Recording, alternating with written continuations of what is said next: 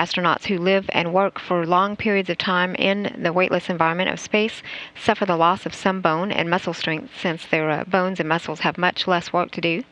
NASA scientists have been working to find countermeasures to keep astronauts fit and strong. One of those experiments underway on board the International Space Station is called Sprint.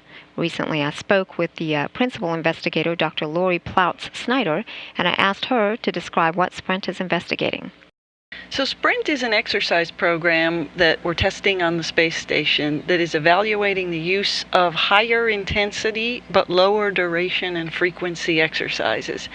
And we're looking to protect the cardiovascular system, so aerobic fitness and skeletal muscle strength and endurance and muscle fitness, and also bone health. Okay, so let's talk about the space gym. It is got 3 main pieces of equipment up there. We have the treadmill, we have the stationary bicycle, and we also have that resistive exercise device that simulates weightlifting here on Earth. So it's for strength training.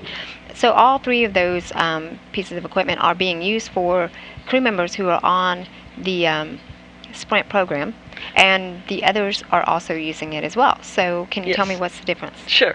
Everyone uses the same equipment, the bicycle, the treadmill, and the weightlifting. The Sprint participants do a special program where they do the weightlifting 3 days a week instead of the usual 6 days a week. So they're doing half the number of sessions, but the sessions that they do are harder workouts.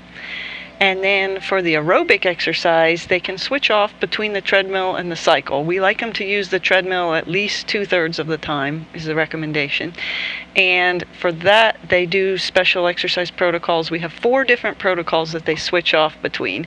One is as short as 30-second intervals. So the whole workout is only 8 or 9 minutes, including the warm-up.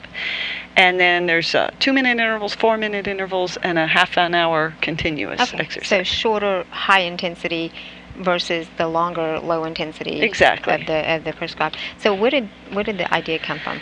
The idea from this came actually from about 20 years of ground research, much of which was funded by NASA, and 50 years of exercise experience in spaceflight. And we brought all of that we had learned from all of these things together to look at what do we think would be the most effective and the most efficient exercise program. Okay. So have we done any of the kind of the Sprint protocol here on Earth with any of the crew members before they go? How does that work? Yeah, so any of the crew members who sign up for Sprint, they get to practice these protocols on the ground to make sure that they like them and that they know how to do them and that this is going to work for them. Because if you haven't done these high intensity intervals before, it takes a little getting used to. Okay, sure. All right, so overall, are there any, we know the health benefits for bone and muscle, that's what we've been looking at. Are there any other benefits that they could possibly? We're seeing a lot of benefits for cardiovascular fitness. So the heart and the breathing and the overall endurance. Okay, very interesting. And so I understand this experiment's running through Expedition 44. What do you hope to be able to offer crew members after this? Really, there's 2 main things we hope to offer. One is an optimized prescription that can be used on station for different durations, so 6 months, 12 months, if we ever do anything longer. So we hope to deliver an optimized exercise prescription. But equally as important, we hope to learn a lot about why the exercise program works and what parts work in different ways so that we can recommend exercise programs for our next missions, our long duration exploration missions, and also to know what requirements we need for the next generation of exercise hardware. So the exercise equipment that goes to Mars will probably look a lot different than today's equipment. Yeah. And do we have any results back? Are we seeing anything? Well, we've had 5 crew members complete the Sprint Active program that's this new high-intensity prescription, and they're doing very well so far. So it's meeting our expectations. The feedback has been good. Some of the crew members say it's a pretty tough workout. Yeah. But we have it spaced so that there are recovery periods in between. And I would imagine as well that with the shorter durations, the high intensity, that allows more crew time for other activities? Or it could. I mean, instead of everyday long duration, you know, the whole 2-hour exercise session. So also, do you feel that any of your research that you're doing in this study is going to apply? How will it apply to us here on Earth for people maybe who are suffering from osteoporosis or anything like that?